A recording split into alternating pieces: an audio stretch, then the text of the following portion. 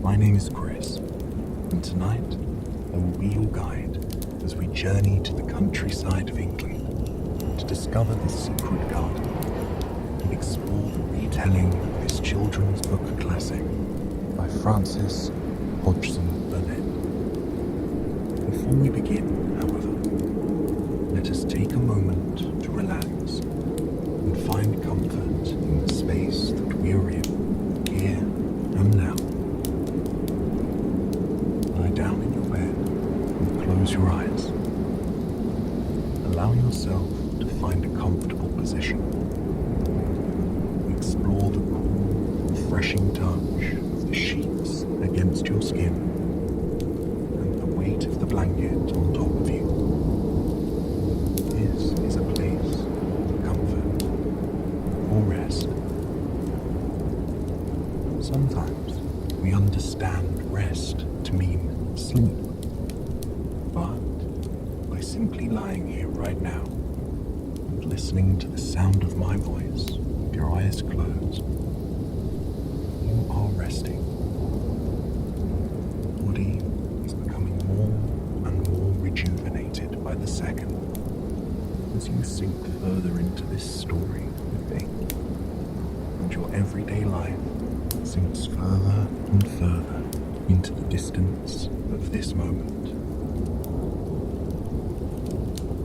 You have no obligations. There is no to-do list. There is nothing expected of you. Here and now, you are free to find that comfortable position and embrace that this is a time to do nothing. Here, you can turn your attention to your breath. A simple sensation that we feel all day long. But here, that sensation carries power and promise. Pay attention to how your lungs feel as you take that deep breath in. Feel your chest expand and a lightness fill you as that sweet night air nourishes you. Feel the warmth and comfort that it sends sleepily spiraling through your body.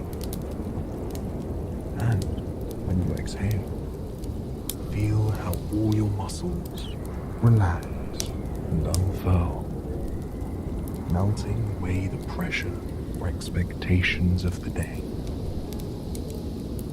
Feel them as they grow heavier with that relaxation and sink deeper and deeper and deeper into the mattress beneath you. You are safe here, and as we set out on this journey to the English countryside together, know that you can return to this breathing anytime your mind strays, anytime you feel like you need to turn your attention to the here and now. Your breath is always with you, and it has the ability to bring you comfort whenever, if ever, you are in need. Now that we have taken the time to relax and find comfort in the space that we are in here and now, let us begin our story. Mary Lennox leaned against the railing of the boat as the morning sun rose up over the English Channel. The egg yolk sun seemed to move ever slowly across the sky, almost as slowly as she felt her journey to England had taken her. She took a deep breath of the salty sea air. Once, the briny smell of the ocean waves had made her think of adventure and promise and excitement. But now, they made her think of no such thing. She closed her eyes and let the ocean spray mist across her face as they grew closer and closer to the harbor. She knew that today would be a day of many firsts For starters, Mary had never been to England, and truly, she had never dreamt that she would be going to England under her current circumstances. She was born at the turn of the 20th century in what was then a colony of British India to wealthy aristocratic parents. She had a childhood full of things most girls could only dream of. All the toys she wanted, all the books, all the pets, all the foods. And yet, she was missing something that most people did have. She was missing love and affection. Her wealthy parents never showed much interest in her, so she spent most of her days wandering the wealthy family property by herself, hoping to find something to occupy her mind and make herself feel whole. And generally, people rarely made Mary feel better. It was in nature, when adventuring across the landscape, that Mary felt like she was her best self. She would awaken as soon as the sun rose and journey into the forests near her house. She would scamper up trees as high as she could go, breathing in the fragrant scents of the tropical forest. For most of the afternoon, she would lie in trees, eating mangoes and other fruits she discovered hanging from the branches, ripe and ready for the picking. It was something that brought her comfort, even on the saddest days. On the day she found out her parents passed, Mary immediately bolted out of the family home and clambered up a tree, grabbing the ripest, juiciest mango that she could find. It was the sweetness and tartness of the mango washed over her tongue. Tears spilled down over her cheeks.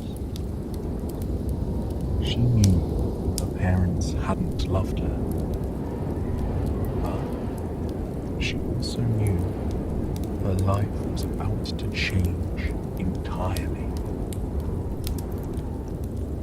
And so, there she was, leaning over the railing of the boat, her hand dangling in the sea spray as England grew closer and closer to them. Mary was being sent to live with her uncle, Archibald Craven, who was the husband of her father's sister, Lilias. She had never met Archibald or Lilias, and the idea of meeting more people, becoming family with anyone, made Mary's stomach churn. You see, Mary was not a girl of kindness, nor understanding or friendliness. She was a girl who lived her life rather selfishly and coldly, demanding what she wanted, when she wanted it, and seeing the world around her with a rather grey lens. But, truly, could you blame the young girl? After quite a long journey, Mary found herself in a wagon heading across the Yorkshire moors. She had never seen a place like the moors before. Meadows seemed to stretch as far as the eye could see, winding up rolling hills and weaving through forests of birch and ash. The moors themselves looked almost as though they had been painted with nature's finest palette. Swaths of pink, purple, orange, and yellow. The colours of wildflowers blooming in the summer sun. But today, there was hardly any sun. The morn was blanketed by a thick layer of mist, so dense and magical that it almost made the morn look like it had been plucked out of a fairy tale. Mary took deep breaths as she looked out the wagon window. She missed the forests of India, the fruit trees climbing up vibrant hillsides, the tropical flowers buzzing with hummingbirds and honeybees, the aroma of the fragrant herbs and flowers in the air. And this was a vastly different kind of beauty. Mary found herself daydreaming about the flowers back in India, with the majority of the wagon ride. That is, until they arrived at Misselthwaite Manor, the home of her uncle and aunt. It was a home that was so very different from her home in India, an old manor with large windows and wild, overgrown grounds. It was not the home she was expecting. And, unfortunately, the people inside were not who she was expecting either. The maid, Mrs. Medlock, escorted her to the estate and tried to make civil conversation, but hardly mentioned anything about the home or the people that she was about to meet. When she arrived and met her uncle, Archibald Craven, for the first time, she was surprised to discover he was a hunchback. He greeted the young girl with a smile and a hug, but she did not return the courtesy. The trip she had set out on, and the destination she had arrived at, had been wholly disappointing, and the idea of spending the rest of her life at the manor was something she was not excited about. Even more troubling, Mr. Craven informed her that her aunt, Villiers, had passed several years earlier. The first few weeks in the new house were not easy for Mary. She spent many hours curled up in her room or the library, reading books and hurling insults and coldness at anyone who dared to come near her. When Mr. Craven was forced to leave the estate and travel abroad for his health, Mary became even more isolated. That didn't stop Martha Sowerby from trying, however. Martha Sowerby was Mary's maid, a woman with a kind smile and a calming, unassuming demeanor. Every day, several times a day, she would bring Mary her favorite cup of tea and sit with her, even when Mary seemed bothered. Sometimes she would ask Mary about her life in India. She wanted to know about her favorite memories, her favorite things to do. Did she see any animals? Did she smell lots of flowers? Did she eat yummy foods? Swim in a beautiful ocean? Over time, Mary began to grow fond of these interactions. No one had ever asked Mary about herself before, her parents hadn't cared, and neither had the caretakers at the family estate in India. For the first time, someone seemed to truly care about and value what Mary had to say. And soon, Mary learned a few things about the estate. On a particularly dreary day in the English countryside, Mary curled up next to the crackling fire with Martha to her side. She told Martha about how she missed wandering through the rainforests of India, how she longed to smell that fresh, clean, citrusy air once more, how she missed lounging in trees and eating fruits while the sun kissed her skin, how she wanted nothing more than to wander through a wonderland of greenery and feel connected to the earth and herself once more. And when Martha leaned in, a smile curling the corners of her lips.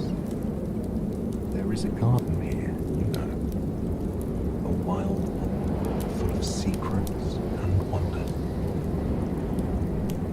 In a hushed tone, Martha told Mary all about the secret garden. While Lilias was alive, Mr. Craven made a walled-in garden just for her. It was a garden where she could be one with nature and tend to the roses as if they were her own children. Mary listened to Martha drone on about the smell of the fragrant roses, the sound of the bubbling creek that laced through the garden, the buzz of the honeybees and hummingbirds as they flitted from flower to flower. However, there was a downside to this secret garden, to this wondrous, magical place that Mary desperately wanted to see. 10 years ago, when Lilias passed, Mr. Craven locked up the garden and hid the key. Now, all that remained were the overgrown gardens that were part of the estate grounds. The secret garden, the most beautiful, wild one of all, was hidden behind the wall, never to be journeyed into again. From that rainy day on, finding the key to the secret garden became Mary's biggest wish. She spent many days wandering the grounds, hoping that she would uncover it, and, in the process, the moor she had once seen as a bland wasteland transformed before her very eyes into something much, much more. The gardens on the grounds were nothing like the gardens in India, nor what she imagined the secret garden would be, but it provided her with a sense of relaxation and bliss when she meandered through them. She had passed through the herb garden, fragrant with the fresh rosemary and thyme growing from the moist earth. Some days she had wandered through the flower garden, where tulips and daisies popped up through the dirt, swaying in the gentle summer breeze. Sometimes she had plopped down in the grass and watched these flowers sway from side to side, side to side, side to side, side to side. It was like a metronome to her, moving in time to the beat of her heart, making her feel at peace with this place and more at home. And then there was the new friend she made. Every morning, when she journeyed out to the herb and flower gardens, she would hear a peculiar, beautiful chirping from the willow trees above her head. Perched on the velvety tendrils of the willow tree, the European robin redbreast sang her song into the universe. She looked like she had been plucked out of a painting and placed on that branch every single morning. Her tawny coat was bright and soothing against the bright blue or hazy grey sky, and the red swathe of feathers on her chest always drew Mary's attention right to her. One morning, eating her breakfast, Mary extended some crumbs to the beautiful robin, inviting her to eat. The robin munched on the crumbs with fervor before giving Mary a tweet of appreciation and flitting back up to the branches. From that point on, Mary and the robin were nearly inseparable. The robin would follow Mary through the gardens as she walked, stopping to rest with her on occasion and sing a song for Mary. The first time, Mary really felt like she had a friend. Even when she went inside for the night, the robin would perch in the trees beyond the window of whatever room Mary was in, as if she was keeping a close eye on her, protecting her. And truly, Mary did feel protected with her bird friend by her side. But that wasn't the only way that Robin was looking for Mary. One morning, Mary stepped outside onto the lawn. There was a bite in the air, though it was mid-June. The grounds were blanketed in that thick, beautiful layer of fog that few people are awake to see and enjoy. That morning, it felt as though everything was moving in slow motion. The dew dripped off the leaves as though they were honey instead of water. The birds snuggled in their nests a little longer, not yet willing to hop out and sing their morning song to the universe. Even the fog seemed to be meandering across the moor like molasses.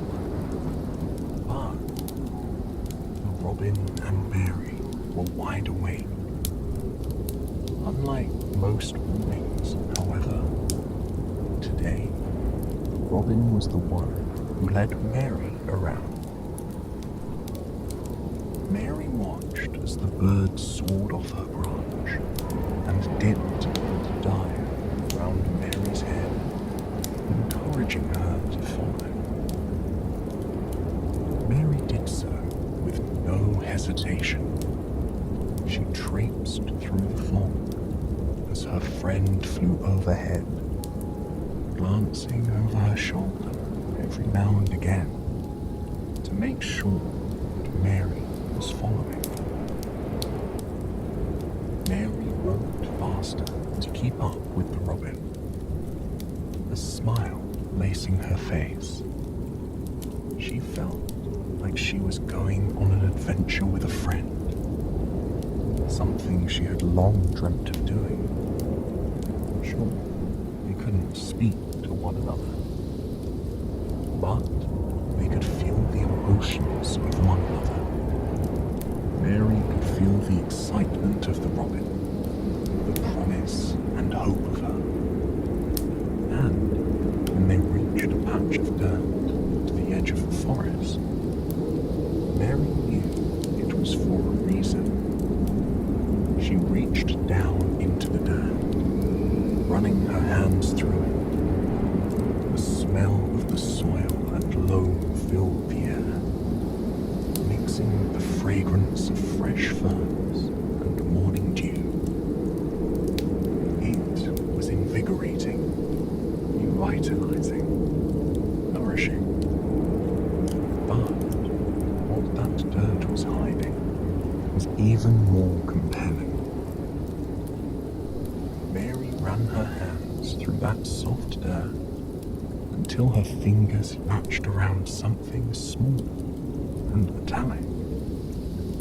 When she pulled her hand out of the earth and saw the key in the palm of her hand, she had to pinch herself to make sure that she wasn't dreaming.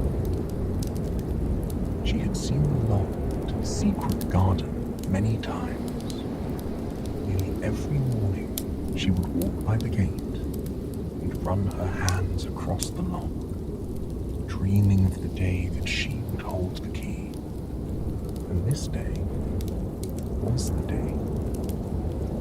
Mary tucked the key in her pocket and blew a kiss to the robin, who was happily singing in the branches overhead.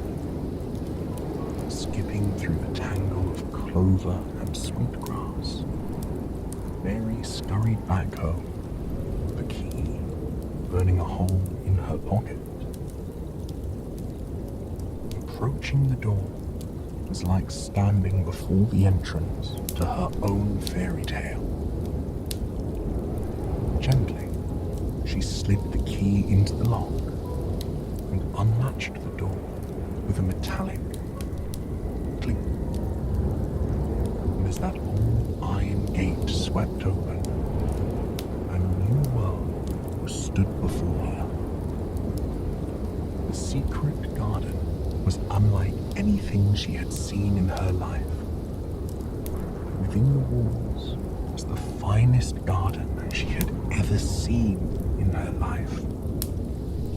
There were hedges, green swathes of clover peppered lawn for playing, rows and rows and rows of brightly coloured roses. The aroma alone was enough to make Mary swoon. But the garden was overgrown. Mary knew that could be fixed. She wandered through the secret garden in a daze, taking in each and every sight with appreciation and positivity that she had never felt before in her life. For so long, she felt as though she hadn't had a home. This was her home.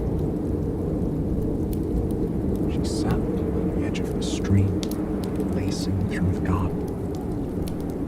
Within it, tiny tadpoles and fish and frogs floated around, enjoying the feeling of the sun on their skin as it slipped out from behind the clouds. She dangled her feet in the cool water, embracing the feeling of the smooth rocks and gentle current on her feet. It was like an oasis to her, an oasis that she had long dreamt of. Mary closed the gate to the secret garden for the first time. She tightly held the key in her hand with a newfound level of appreciation. A little slice of heaven on earth, or home, a place where she could escape and feel at peace. And that peace in the garden grew increasingly important to Mary, because the castle was feeling less like a home and more like a haunt almost every night. Most nights, Mary couldn't help but notice the sound of someone in the house. A voice that seemed to echo through the walls only after the clock struck 9 p.m.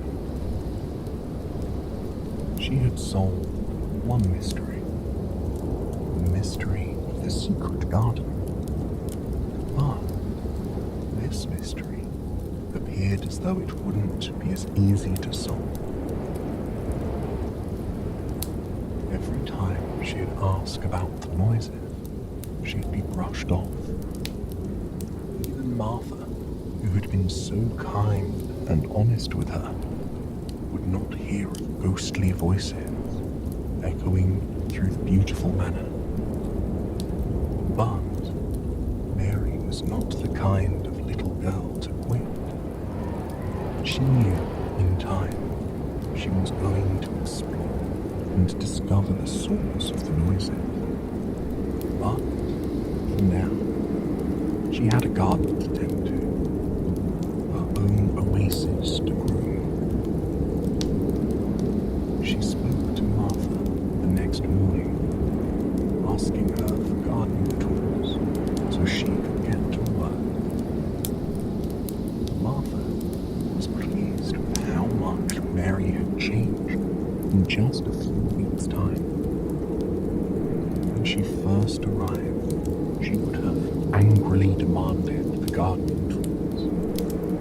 But now, she was asking politely, with a light in her eyes. The garden and this place had changed her entirely. Martha sent her little brother Dickon to deliver the gardening tools to Mary. When Mary slipped out of the manor to greet him, she was surprised to see that she wasn't the first to greet Dickon. Her friend Robin flitted over Dickon's head, tweeting and singing as she happily dipped, dived, and swooped around him. Dickon smiled and giggled at the bird, asking how she got to be so pretty and smart. Mary was not one to make friends easily. In fact, she struggled deeply with making friends. But seeing Dickon smile at the bird made Mary feel utterly and completely calm. She greeted him, and the two walked around the gardens for quite some time, talking and laughing with one another. Dickon told Mary that he spent most of his time playing in the morn. He loved lying in the wildflowers and climbing to the tallest hill he could find. He loved napping at the base of the old willow tree and climbing to the loftiest branch of the ancient oaks. Mary couldn't help but think that these moors were Dickon's India. If he played in them just like she had played in India, didn't that mean she could play on this moor too? The more the two talked, the more connected they felt. Dickon talked about how he wanted to be a gardener when he grew up, and he already felt that he was halfway there, eager to have a new friend and show all he knew about gardening. Mary took Dickon by the hand. Full of joy, she led him to the corner of the estate, to the tall walls of the secret garden.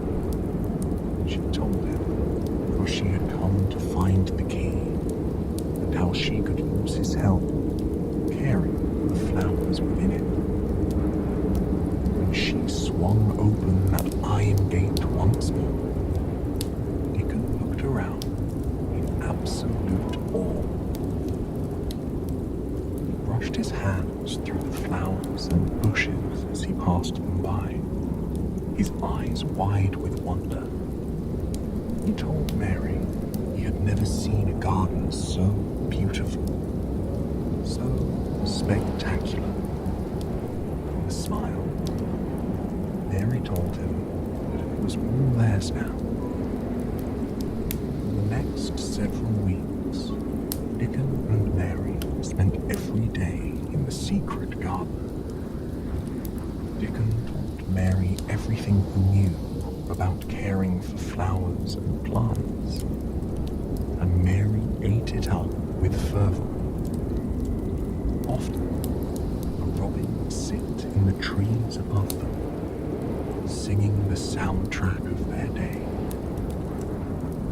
The longer they worked on the garden, the more beautiful it looked. Mary was confident in the changes, confident in the decisions she had made, and at the same time, there was one more pesky mystery that was swimming in the back of her mind. One night, Mary could hear the mysterious voice drifting through the manor. She rose to her feet and tiptoed down through the wood and stone walls of the manor, holding her hand against her chest. She followed the sound to the other side of the manor, a section of the house that she rarely wandered into. And it was on that side of the manor that Mary discovered a hidden bedroom. And inside that bedroom, she found a boy about her age, curled up in a plush bed, blankets, and stuffed animals around him. The boy was surprised to see her. He introduced himself as Colin in a soft voice. As they began to talk, Mary came to learn that the boy was sickly. He had a spine disease that made it hard for him to walk. So, every day, he was confined to this bed in this bedroom where servants tended to his every need. Mary couldn't help but feel awful for the boy, but she felt even worse when he asked Mary when his father was going to return. Colin was the son of Mr. Craven, making him Mary's cousin. He confided in Mary, telling her that he missed his father terribly when he was away. Mary promised to keep Colin company while they waited for his dad to return. And Mary did just that. Every day, she would play in the secret garden with Dickon, and then go speak to Colin until well into the night.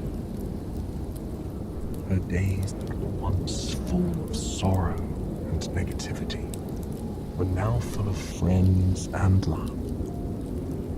Her days that were once marred with selfishness were now overflowing with selfless acts. One day, Mary confided in Colin, telling him that she had a key to the secret garden. She had been inside, and would like it if he could be as well. She also told him stories about them and the secret garden. He clung to every word, dreaming that he too could travel through the countryside with Mary and Dixon and visit the garden. With the help of his servants, Colin got into a wheelchair. For the first time in several years, he breathed fresh air and felt the warm sun on his face. He smelled the flowers and pine trees in the soft breeze. He was whole again. And as he entered the garden, the past few years no longer mattered. He met Dickon, who treated him with kindness and was eager to chat away the afternoon with him. He lay down on the grass with his new friends, relishing the feeling of the soft breeze brushing against his skin. And it was in this garden that Colin discovered that perhaps he didn't have to lie in bed all day. the staff, the groundskeeper, was surprised to see the children in the secret garden as he was on the ladder cleaning ivy off the wall. When he referred to Colin as a cripple, Colin became upset. Wanting to prove he wasn't, Colin struggled to his feet. Standing for the first time in several years. And every day beyond that, he got better and better. Colin, Mary, and Dickon played in the garden from sunrise to sunset for weeks on end, growing stronger and closer with one another. Soon, Colin could not only stand and walk, but run. On one particularly sunny day, Mary, Colin, and Dickon raced through the secret garden, giggling with one another. Colin crossed the finish line first, throwing his hands up in delight. And at that precise moment, his father, Mr. Craven, wandered through the gate of the secret garden, his mouth ajar in shock and wonder. Overjoyed, the children told Mr. Craven of what they had done. They had revitalized the garden, helped Colin heal, and learned to value a friendship unlike any other. Everyone made their way back to the manor that day, their heads held high, and as they walked in unison, they were reminded of what happens to things when they are nourished, valued, and loved. I hope you have enjoyed this story, and it has brought you a night of peaceful, restful sleep. Please, join me again tomorrow for another sleep story. Until then, sweet dreams.